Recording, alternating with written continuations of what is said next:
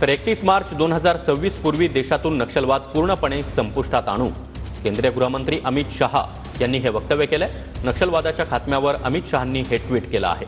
नक्षलमुक्त भारत करण्याच्या दिशेनं छत्तीसगडमधील विजापूरमध्ये सुरक्षा दलांना यश आल्याचं देखील अमित शहा यांनी म्हटलंय। छत्तीसगडमधील विजापूरमध्ये 31 नक्षलवाद्यांना कंठस्नान घालण्यात आल्याची माहिती अमित शहा यांनी ट्विटद्वारे दिली आहे।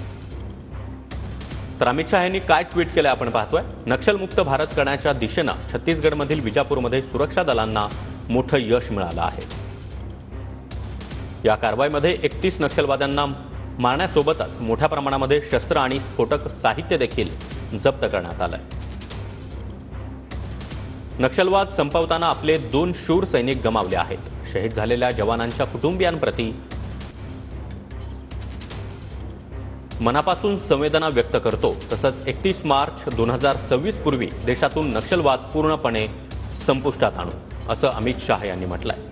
तर नक्षलमुक्त भारत करण्याच्या दिशेनं छत्तीसगडमधील विजापूरमध्ये सुरक्षा दलांना मोठं यश आल्याचं देखील शहा यांनी म्हटलंय।